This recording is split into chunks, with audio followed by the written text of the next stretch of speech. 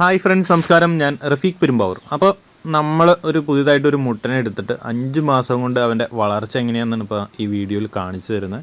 അപ്പോൾ അതുപോലെ തന്നെ നമ്മൾ കറുത്ത മുട്ടനെ എടുക്കുമ്പോൾ ഉള്ള അവൻ്റെ ഫോട്ടോയും അത് കഴിഞ്ഞിട്ട് നമ്മുടെ ഇതിൽ വന്നതിന് ശേഷം അവൻ്റെ ഗ്രോത്തുമാണ് ഇപ്പോൾ ഈ വീഡിയോ നിങ്ങൾക്ക് കാണിച്ചു തരുന്നുണ്ട്. അപ്പോൾ എല്ലാവരും ചോദിക്കാറുണ്ട് ഇങ്ങനെ ഇതുപോലെ ഇത്രയും വലിയ ആടുകളെ എങ്ങനെയാണ് ഇതുപോലെ ആക്കിയെടുക്കുന്നതെന്നൊക്കെ. അപ്പോൾ അതിന് ഒറ്റ ഉത്തരവേ ഉള്ളൂ, നമ്മൾ നന്നായിട്ട് കൈത്തീറ്റ കൊടുക്കുന്നുണ്ട്. അപ്പോൾ ഈ കൈത്തീറ്റ കൊടുത്താലുള്ള ഗുണങ്ങൾ എന്തൊക്കെയാണെന്നൊക്കെ ഞാൻ ഓൾറെഡി വീഡിയോ ചെയ്തിട്ടുണ്ട്. ഞാൻ എന്തൊക്കെ കൈത്തീറ്റകളാണ് കൊടുക്കുന്നതെന്നുള്ള വീഡിയോയും അത് മിക്സ് ചെയ്യുന്ന വീഡിയോ ഒക്കെ ഞാൻ ഇതിനു മുമ്പ് നമ്മുടെ ചാനലിൽ തന്നെ ഇട്ടിട്ടുണ്ട്. അപ്പോൾ നമ്മുടെ കൂട്ടിലേക്ക് ഒരു ആട് വന്നു കഴിയുമ്പോൾ നമ്മൾ തീറ്റ കൊടുക്കേണ്ടത് എങ്ങനെയാണ്, ഒരു ആടിന് എത്രയൊക്കെയാണ് തീറ്റയുടെ അളവ് എന്നൊക്കെ പലരും നമ്മളോട് ചോദിക്കാറുണ്ട്. അപ്പോൾ നിങ്ങളൊരു കാര്യം മനസ്സിലാക്കേണ്ടത്, നമ്മൾ കൈത്തീറ്റ കൂടുതൽ കൊടുക്കാനുള്ള കാരണം എന്താണെന്ന് വെച്ച് കഴിഞ്ഞാൽ, നമ്മൾ പുല്ല് ഇലവർഗ്ഗങ്ങൾ കൊടുത്തു കഴിഞ്ഞാൽ കിട്ടുന്നതിനൊക്കെ കൂടുതൽ അവർക്ക് ഗ്രോത്ത് കൈത്തീറ്റയിൽ നിന്ന് കിട്ടുന്നുണ്ട്. അപ്പോൾ അത് എങ്ങനെയാണെന്നുള്ള കേസ് തന്നെ ഞാൻ വിവരിച്ചു തരാം. നമ്മൾ തിയറിറ്റിക്കലായിട്ട് നമ്മുടെ ഡോക്ടർമാരെല്ലാം പറയുന്നതനുസരിച്ചാണെങ്കിൽ ഒരു 10 കിലോ പുല്ല് കൊടുത്തു കഴിഞ്ഞാൽ അതിൽ നിന്ന് 10% മാത്രമാണ് ഖരമായിട്ടുള്ള ആഹാരം ആടുകളുടെ ആമാശയത്തിലേക്ക് കിട്ടുന്നുള്ളൂ. ബാക്കി 90% വാട്ടർ കണ്ടൻ്റാണ് അതിലുള്ളത്, വെള്ളത്തിൻ്റെ ജലാംശമാണ്. അത് ആടുകളുടെ മൂത്രം ഒഴിച്ചാൽ അങ്ങ് പോവുകയുള്ളൂ. പിന്നെ ബാക്കിയുള്ള 10% നിന്നാണ് ആടുകൾക്ക് അവരുടെ ആ ഒരു ഖരമായിട്ടുള്ള ശരീരത്തിലേക്കുള്ള അതിൻ്റെ പോഷകാഹാരങ്ങൾ കിട്ടുന്നുള്ളൂ. ഇപ്പോൾ ഒരു 10 കിലോ പുല്ല് കൊടുത്തു കഴിഞ്ഞാൽ 1 കിലോയാണ് അതിന് ശരീരത്തിൽ കിട്ടുന്നുള്ളൂ, ആവശ്യമായിട്ടുള്ള ഫുഡായിട്ട് കിട്ടുന്നുള്ളൂ. അതേ സമയത്ത് ഒരു ഇലവർഗ്ഗങ്ങളാണെങ്കിൽ 30% വരെ നമുക്ക് കിട്ടുന്നുണ്ട്. 10 കിലോ ഇലവർഗ്ഗങ്ങൾ കൊടുക്കുകയാണെങ്കിൽ ഒരു 3 കിലോ വരെ ഖരാഹാരം ആടുകൾക്ക് കിട്ടുന്നുണ്ട്. ബാക്കിയുള്ള എല്ലാം വാട്ടർ കണ്ടൻ്റാണ്, അത് വെള്ളമായിട്ട് തന്നെ മൂത്രമൊഴിച്ച് പോവുകയേ തന്നെയുള്ളൂ.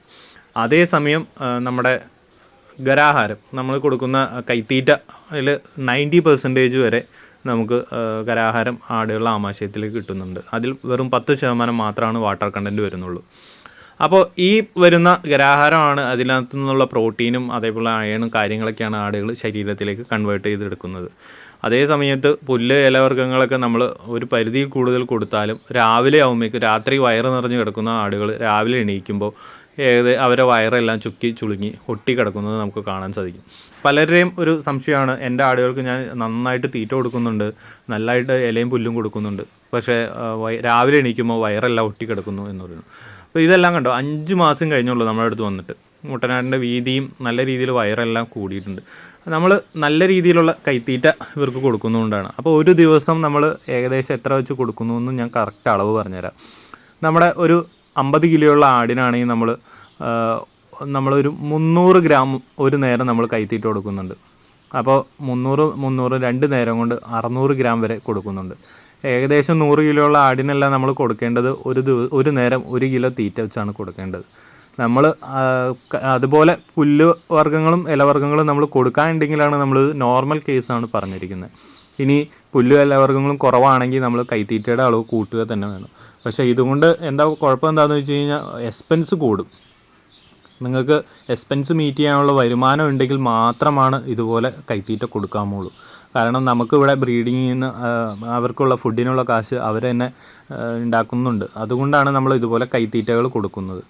അപ്പോൾ ഇത് കൈത്തീറ്റ കൊടുക്കാൻ ക്യാഷില്ല, കയ്യിൽ നിന്ന് മാത്രമാണ് കൊടുക്കുന്നതെങ്കിൽ നമ്മളിങ്ങനെ കൊടുത്തിട്ട് നമുക്ക് നഷ്ടം തന്നെയായിരിക്കും ആട് വളർത്തൽ. അപ്പോൾ എല്ലാവരും ശ്രദ്ധിക്കേണ്ട, ഇല പുല്ല് വർഗ്ഗങ്ങൾ കൂടുതൽ കൊടുത്താൽ അതിൽ വാട്ടർ കണ്ടൻറ്റ് ഉള്ളതുകൊണ്ട് വയറ് നിറയും, പക്ഷേ അത് ശരീരത്തിലേക്ക് കൺവേർട്ട് ചെയ്യുന്നത് വളരെ കുറവായിരിക്കും. അതുകൂടാതെ കറക്റ്റ് ടൈമിൽ കാസ്റ്റ് എല്ലാം ടെസ്റ്റ് ചെയ്ത് നല്ല രീതിയിൽ തന്നെ അവർക്കുള്ള വിരമരുന്ന് കാര്യങ്ങളൊക്കെ കറക്റ്റായിട്ട് കൊടുക്കുകയാണെങ്കിൽ തന്നെ ആടുകളുടെ ശരീരത്തിലേക്ക് നമ്മൾ കൊടുക്കുന്ന ഫുഡുകൾ അത് കറക്റ്റ് അവരുടെ ശരീരത്തിലേക്ക് കൺവേർട്ട് ചെയ്ത് നല്ല രീതിയിൽ തന്നെ ആടുകൾ നല്ല മെയിനിൽ തന്നെ നിൽക്കും. അപ്പോൾ ഇതുകൊണ്ട് എങ്ങനെയാണ് ഞാനിപ്പോൾ 2 മുട്ടന്മാരെ നമ്മൾ എടുത്തതും അത് കഴിഞ്ഞ് നമ്മുടെ അടുത്ത് നിന്നപ്പോൾ ഉള്ള അവരുടെ ഒരു ഗ്രോത്തും ഈ വീഡിയോ കാണിച്ചു തന്നു.